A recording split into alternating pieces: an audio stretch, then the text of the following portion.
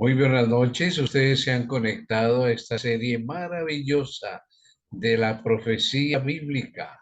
Jesús revela su plan de amor en las profecías de Daniel y Apocalipsis. Queremos con el ingeniero Ron Alberto Puentes, la profesora Rosmary Canales y este servidor Miguel Ángel Puentes darles una bienvenida cordial a nuestro capítulo número 24, titulado El cuerno pequeño habla blasfemias. Uy, uy, uy.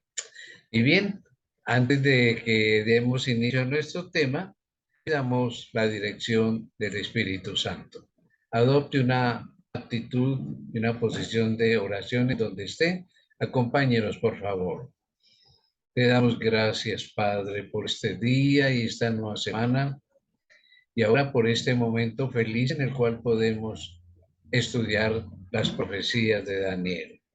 Espíritu de Dios, te invitamos a que seas nuestro maestro, ya que grabes todas estas lecciones en nuestro corazón. Y lo pedimos en el nombre amado del Señor Jesucristo, nuestro Salvador. Amén y amén. Bien, mis amados hermanos, hemos estado estudiando el capítulo 7 de Daniel. Y para comenzar nuestro tema de hoy, recordemos los comentarios del profeta Daniel acerca del cuerno pequeño, un pequeño repasito. Daniel 7:8. Mientras yo contemplaba los cuernos, he aquí que un cuerno pequeño salía entre ellos, y delante de él fueron arrancados 3 cuernos de los primeros. Ya estudiamos esto, vimos que fueron destruidas 3 tribus bárbaras que adoptaron el cristianismo, pero el cristianismo arriano que creía que Jesús era creado. Eso fueron los hérulos, los vándalos y los ostrogodos. Y sigue el relato diciendo de aquí que este cuerno tenía ojos como de hombre y una boca que hablaba grandes cosas. Imagínense estas características según lo que hemos estudiado en cuanto a los equivalentes de la profecía. Quiere decir que cuando un cuerno o un animal se dan cualidades humanas es porque es muy sagaz, muy astuto. Entonces, como vimos en el tema anterior, esas tribus fueron arrancadas, vencidas, con la ayuda de Justiniano, el cual justamente dijo del obispo de Roma que lo dejaba como gobernador indiscutible de toda Italia y lo declaraba cabeza principal de las santas iglesias y corrector de los herejes. Así lo tituló el emperador Justiniano, el cual era emperador lógico del Imperio Romano del Oriente con sede en Constantinopla. Podemos ilustrar las grandes cosas, como dice aquí el texto, las grandes cosas que dice el pueblo pequeño con algunas de las declaraciones y aseveraciones de los papas y los concilios de la Iglesia Católica Romana. Escribámoslas. En 1894, época relativamente reciente, el Papa León XIII, justamente quien reinó de 1878 a 1903, aseguró en su encíclica llamada La Reunión del Cristianismo que nosotros los papas ocupamos sobre esta tierra el lugar del Dios Todopoderoso. Uy, uy, uy. El reemplazo de Dios. Ay, ay, ay. Las grandes encíclicas del Papa León XIII, página 304. Ahora, en la tierra papal, arriba en esa corona, reza en una letra que no alcanzamos a leer en esta imagen, reza Vicarius Filii Dei, que quiere decir vicario reemplazo del Hijo de Dios. Jesús dijo que su Papa le quitó el trabajo al Espíritu Santo. Otra declaración que encontramos en los catecismos y documentos católicos dice, fuera de la Iglesia Católica no hay salvación. Impresionante. Entonces, vemos nosotros que justamente el cuerno habla grandes cosas. Volvamos entonces al relato bíblico, ¿ya? Aroma relato bíblico. Tenemos aquí capítulo 7, versos 15 al 25. Dice Daniel, se me turbó el espíritu a mí, Daniel, en medio de mi cuerpo, y las visiones de mi cabeza me asombraron. Me acerqué a uno de los que asistían y le pregunté la verdad acerca de todo esto, y me habló y me hizo conocer la interpretación de las cosas. Estas cuatro grandes bestias son cuatro reyes que se levantarán en la tierra, o sea, son imperios universales. Después recibirán el reino los santos del Altísimo y poseerán el reino hasta el siglo eternamente y para siempre. Es el reino de Dios que va a ser eterno. Sigue diciendo, entonces tuve deseo de saber la verdad acerca de la cuarta bestia, que era tan diferente de todas las otras, espantosa y en gran manera que tenía dientes de hierro y uñas de bronce, que devoraba y desmenuzaba y lo que sobraba lo hollaba con sus pies. Asimismo, acerca de los 10 cuernos que tenía en su cabeza, el otro que había justamente surgido, salido, delante del cual habían caído tres. Y este mismo cuerno tenía ojos y boca que hablaba grandes cosas y parecía más grande que sus compañeros. Y veía yo que este cuerno hacía guerra contra los santos y los vencía, hasta que vino el anciano de días y se dio el juicio a los santos del Altísimo. Y entonces llegó él tiempo y los santos recibieron el reino. Dijo así el intérprete, que si no es Jesús es un ángel, ángel Gabriel, la cuarta bestia será un reino en la tierra, Roma, el cual será diferente de todos los otros reinos y a toda la tierra devorará, trillará y despedazará.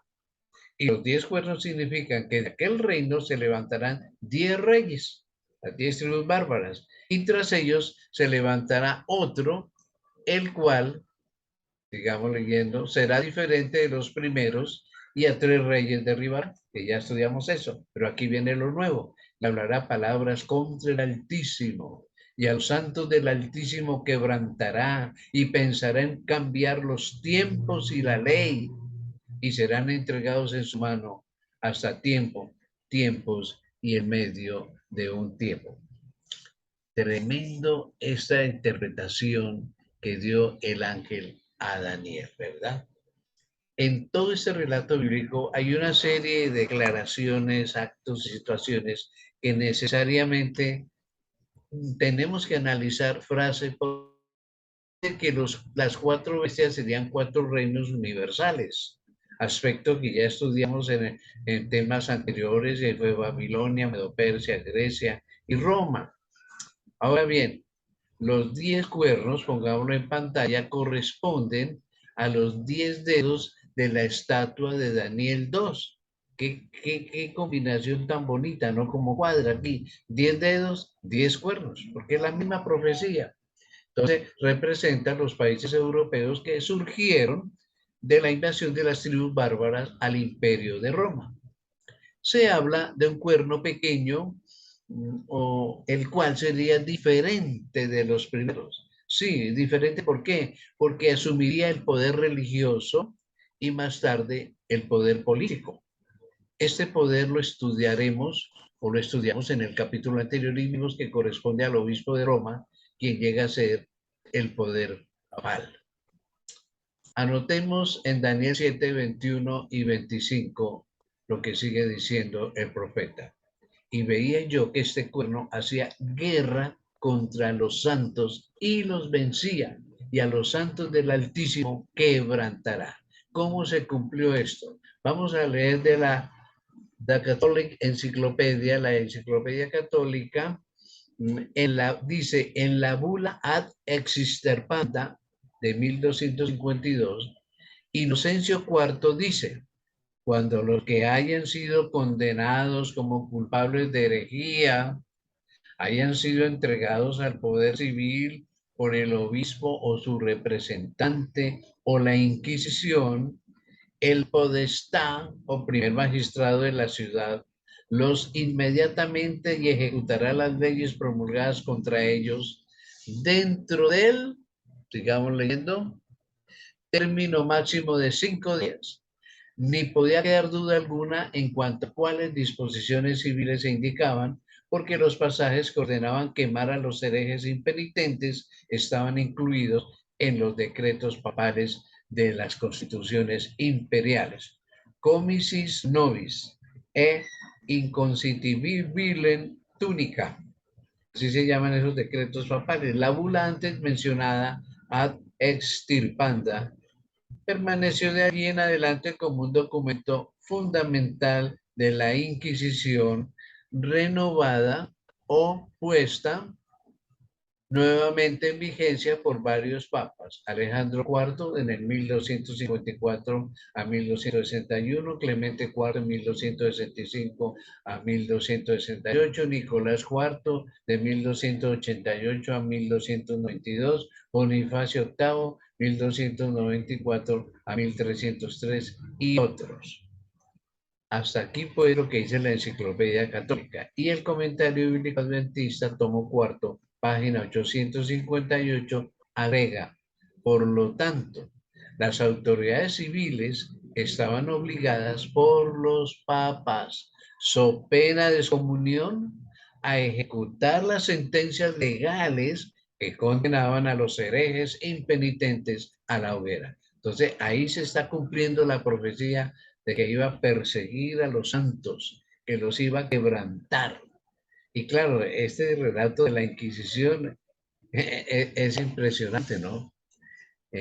Justamente la historia, ustedes pueden buscar a través de internet, la persecución de los cristianos fieles de parte de dirigentes eclesiásticos a través de la Edad Media es bien conocida con sus detalles. Así la Iglesia Católica quiera desconocer y negar los asuntos, los historiadores lo dicen.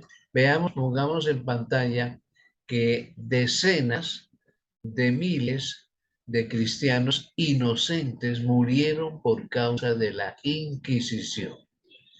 Esta institución, dice que Santa Inquisición, pero de santa no tuvo nada, permaneció casi por 400 años persiguiendo a los que ellos apodaron herejes. Dice la historia que en el día de San Bartolomé en 1572, miles de hugonotes murieron en Francia. En ciudades y pueblos corrió sangre. Esto hizo cuando el Papa Gregorio XIII tuvo la noticia que diera solemnes gracias al cielo en una misa especial. Gracias por todos los herejes que matamos.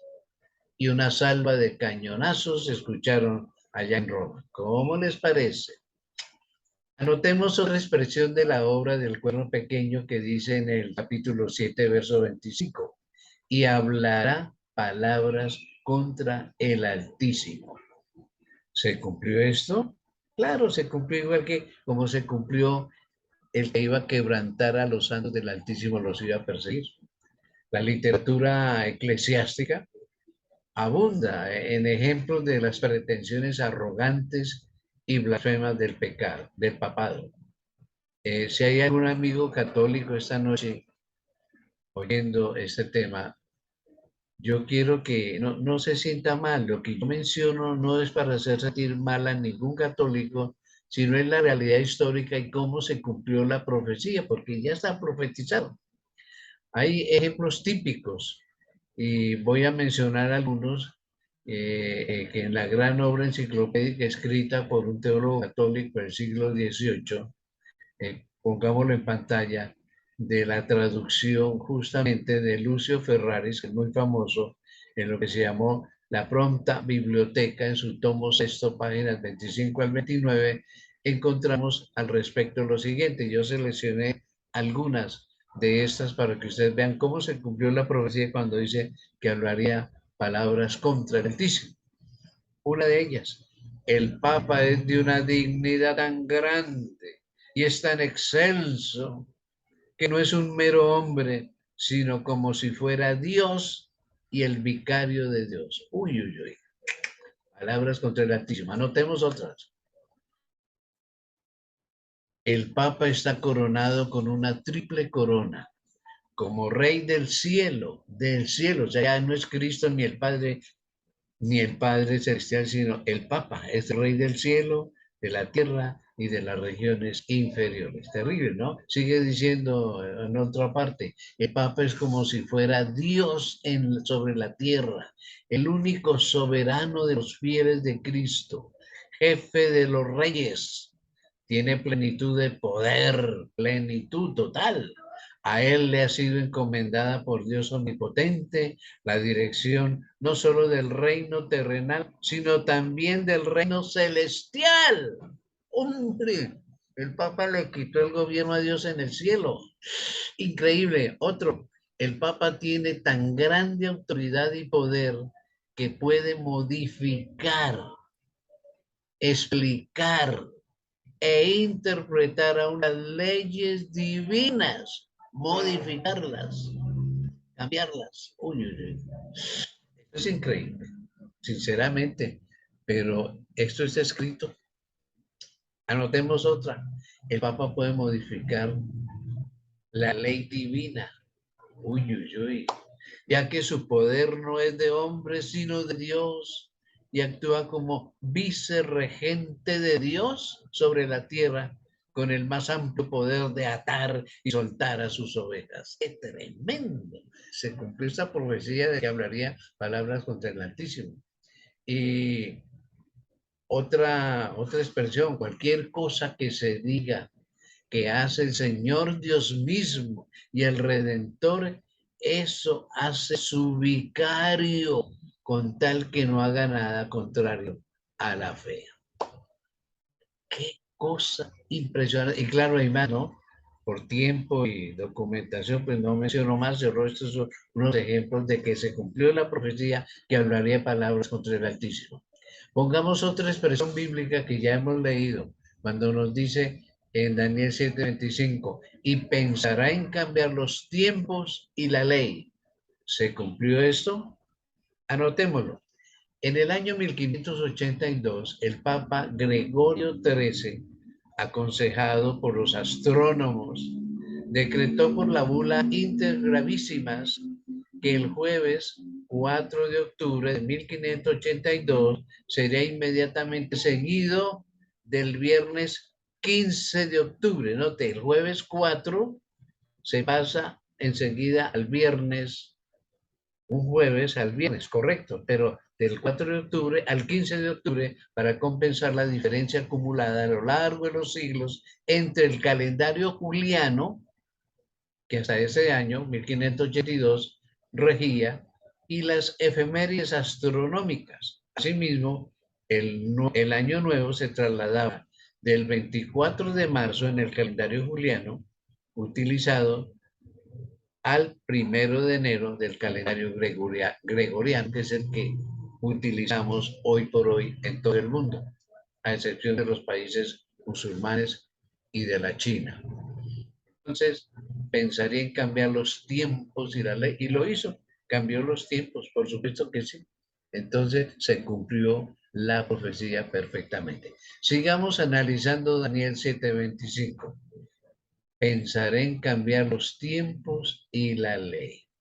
Del comentario bíblico adventista, su tomo cuarto, página 859, hay la siguiente anotación que quiero utilizarla no con palabras mías, sino con palabras escritas, en donde se dice, es evidente que si va a cambiar los tiempos y la ley, aquí se hace referencia a la ley divina, ya que la ley humana pues puede ser cambiada según la voluntad de la autoridad civil y tales cambios difícilmente podrían ser el tema de la profecía. Al investigar si el papado ha intentado cambiar las leyes divinas o no, encontramos la respuesta en la gran apostasía de los primeros siglos de la era cristiana, cuando fueron introducidas numerosas doctrinas y prácticas contrarias a la voluntad de Dios revelada en las Sagradas Escrituras. El cambio más audaz corresponde al día de descanso semanal. La Iglesia apóstata admite sin ambajes que es responsable de la introducción del descanso dominical y pretende, digamos, y pretende que tiene el derecho de hacer tales cambios. También esto está registrado en el Conflicto de los Siglos, página 499 y 500. Hasta aquí fue lo que nos dice el comentario bíblico adventista. Ahora, hubo concilios donde también se trató este tema de cambiar la ley de Dios. Veamos, el concilio, por ejemplo, de la Odisea entre los años 343 y 381, porque este duró como 18 años. Los cristianos, dice en el concilio, escribieron y dijeron, los cristianos no han de judaizar y descansar en sábado, sino que trabajarán en dicho día, pero honrarán especialmente el día del Señor domingo. Domine en latín quiere decir día del Señor. Y eso decían los romanos del emperador, era el día del Señor emperador. Y por ser cristianos no deberán, si es posible, trabajar en ese día, en el día domingo.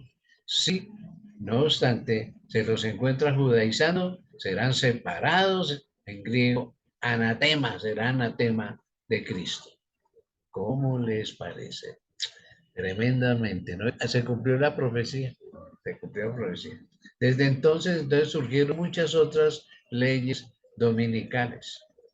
Anotemos la siguiente, un catecismo autorizado para sacerdotes de la Iglesia Católica dice, la Iglesia de Dios, es decir, la Iglesia Católica, es la única que es de Dios, según ellos, en su sabiduría ha ordenado que la celebración del día sábado fuese transferida al día del Señor. Esto está en el Catecismo del Concilio de Trento y es una traducción de Donovan en la edición de 1829 en la página 358. Note, la iglesia le quitó la celebración del sábado y la pasó al domingo. Cuando es parte de los 10 mandamientos, ¿cómo es posible hacer semejante cosa? Bueno, este catecismo fue escrito por orden del Gran Concilio de Trento y publicado bajo los auspicios del Papa Pío V. Durante los tiempos del Nuevo Testamento, los cristianos observaron el sábado. Eso está en la Biblia. Séptimo día de la semana. Transición del sábado al domingo fue un proceso gradual que comenzó antes del año 150 antes de Cristo y continuó durante unos 3 siglos. Eso fue poquito a poco. Las primeras referencias históricas que tenemos nosotros en cuanto a la observancia del domingo por profesos cristianos aparecen en la epístola de Bernabé, que es un escrito apócrifo en su capítulo 15. Ahí ya empieza a aparecer. Y también en la primera apología de Justino Mártir, en el capítulo 67, obras que datan aproximadamente del año 150 después de Cristo. Y ambas condenan la observancia del sábado e instan a observar el domingo. Las primeras referencias auténticas al domingo como Día del Señor, pues proceden de fines del siglo I y provienen del llamado Evangelio según San Pedro y también de Clemente de Alejandría, en lo que él escribió que se llama Misceláneas, en su versículo 14, ya empiezan a atentar contra el sábado. Pero esto después los concilios aprobaron totalmente el asunto. Antes de la revolución judía que hubo en los años entre 132 y 135 después de Cristo por un hombre llamado Barcoquebas, era un judío, el Imperio Romano reconocía al judaísmo como una religión legal y al cristianismo como si fuera una secta judía. Pero como resultado de esa revolución que acabo de mencionar de Barcoquebas, la revolución de los judíos y el judaísmo se desprestigiaron en el Imperio Romano y para evitar la persecución que siguió de ahí en adelante, los judíos y el judaísmo, pues de ahí en adelante se trató por todos los medios posibles de dejar bien en claro que los cristianos no eran judíos. Y las repetidas referencias que hacen los escritores cristianos de los 3 siglos siguientes a la observancia del sábado como una práctica judaizante junto con el hecho de que no hay una referencia histórica de la observancia cristiana del domingo como día sagrado antes de la Revolución Judía, pues indican el periodo comprendido entre esos años 135 y 150 como el tiempo cuando los cristianos empezaron a atribuirle santidad de día de reposo al primer día de la semana o domingo. Sin embargo, la observancia del domingo, pues no reemplazó inmediatamente a la del sábado, sino que la acompañó y completó. Durante varios siglos los cristianos observaron ambos días, sábado y domingo. Por ejemplo, a comienzos del siglo III, Tertuliano dice la historia que observó que Cristo no había anulado el sábado. Y un poco más tarde, en las Constituciones Apostólicas, que es un libro apócrifo, se amonestaba a los cristianos a guardar el sábado y la fiesta del Día del Señor, domingo. Así que a principios del siglo IV, el domingo había alcanzado ya una clara preferencia oficial sobre el sábado. Anotemos lo siguiente en pantalla. En su comentario sobre el Salmo 92, Eusebio, que fue un principal historiador eclesiástico de esa época, escribió: todas aquellas cosas que era deber hacer en el sábado, las hemos transferido al día del Señor emperador, como que le pertenecen de manera más apropiada, porque este día tiene preferencia y ocupa el primer lugar y es más honorable que el sábado judío. Uy, uy, uy, más honorable que el sábado judío. Increíble que se pudiera decir semejante cosa. En realidad los escritores cristianos en los siglos IV y V, con frecuencia pues amonestan a sus correligionarios en contra de esta práctica. Por ejemplo, alrededor del año 400, Crisóstomo observa que muchos guardaban aún el sábado a la manera judía y estaban así judaizando. Pero nunca dicen es que está en la ley de Dios. No, se la atribuye a los judíos. Los registros de la época también revelan que las iglesias de Alejandría y Roma fueron las principales en fomentar la observancia del domingo. Por allá por el año 440 después de Cristo, el historiador eclesiástico Sócrates, pero no es Sócrates el filósofo griego, no, es un historiador eclesiástico. Sócrates escribió lo siguiente, pongámoslo en pantalla para que leamos, que aunque casi todas las iglesias del mundo celebran los sagrados misterios cada semana en sábado, sin embargo, los cristianos de Alejandría y Roma, por una antigua tradición, han dejado de hacer esto. Ecclesiastical History, en su versión 22. ¿Cómo les parece? Así que, por tradición, se cambia el día de reposo. Alrededor de la misma fecha, hay un hombre también famoso en historia que se llama Sosómenos. Vamos a colocarlo en pantalla. Y él escribió lo siguiente, que la gente de Constantinopla, y es la sede del Imperio Romano Oriental, y de casi todas partes se reúnen el sábado, tanto como en el primer día de la semana, costumbre que nunca se observa en Roma ni en Alejandría. Así que en Roma, el obispo de Roma comenzó justamente a proclamar que el domingo era el día más sagrado que el sábado. Hay pues tres hechos muy claros al terminar nuestro capítulo esta noche y vamos a anotarlos. Tres hechos bien claros. Número uno, que el concepto de la santidad del domingo entre los cristianos se originó principalmente en su esfuerzo por evitar prácticas que los identificaran con los judíos y provocaran así persecución. Entonces, más bien guardemos el domingo. Número dos, que la iglesia de Roma desde muy antiguo aumentó una preferencia por el domingo y la creciente importancia que se dio al domingo en la iglesia primitiva a expensas del sábado, pues siguió muy de cerca el crecimiento gradual del poder de Roma. Tercero, finalmente, la influencia romana prevaleció para hacer que la observancia del domingo fuese motivo de una ley eclesiástica en la misma forma en que prevaleció para establecer otras prácticas tales como la adoración de María, la veneración de los santos y de los ángeles, el uso de imágenes y las oraciones por los muertos. La santidad del domingo descansa sobre la misma base que esas prácticas que acabo de mencionar, que no se encuentran en las escrituras y que fueron introducidas en la iglesia por el obispo de Roma. ¿Cómo les parece a ustedes todo esto? El cuernito cambió los tiempos y la ley. Bien, hasta aquí hoy nuestra reflexión. Yo supongo que Jesús al terminar este tema nos dice lo siguiente. Establecí el sábado para ti, para descanso físico, mental y espiritual. Es el monumento semanal que te grita que soy tu creador y redentor. Deseo pasar sábados eternos contigo. Prepárate. Y bien, seguiremos estudiando, obviamente, más sobre el cuerno pequeño. No hemos terminado todavía de comentar esto, que es la Roma papal.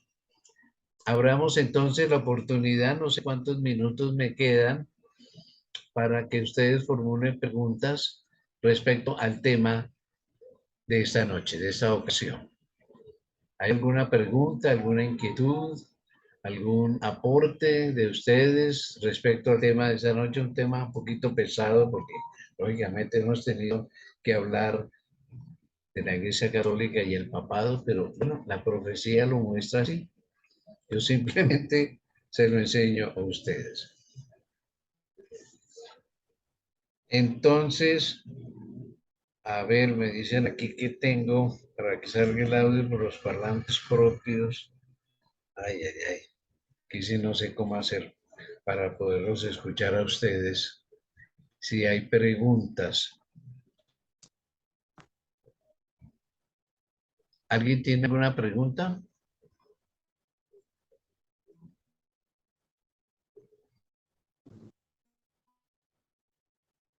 Caramba. A ver, estoy aquí. Bueno, parece que nos toca más bien orar porque tengo un problema técnico aquí de parlantes y no podría oír si ustedes tienen preguntas o no. Acompáñenme en oración, por favor. Gracias, Padre, Espíritu Santo, por el estudio de esta noche. Tus profecías son inequívocas y la historia lo confirma.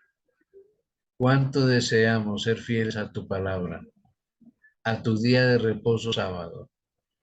Por favor, haznos fieles a lo que dice tu palabra y no las tradiciones. Queremos pasar sábados eternos contigo, Cristo Jesús, en el reino de los cielos. Gracias por el estudio de hoy. Lo hemos expresado en el nombre santo de Cristo Jesús. Amén y amén. Amén. Queremos invitarles para nuestro próximo capítulo, el capítulo 25, titulado el fin del cuerno pequeño. Va a tener un fin. Por supuesto, la profecía lo señala inequívocamente. Así que están invitados. No olviden que estamos subiendo nuestros temas a YouTube y usted los puede compartir con otros o volverlo a escuchar. En unos minutos, en nuestra página de Daniel y Apocalipsis, vamos a subir el link para que usted tenga ese tema y se lo comparta a otras personas.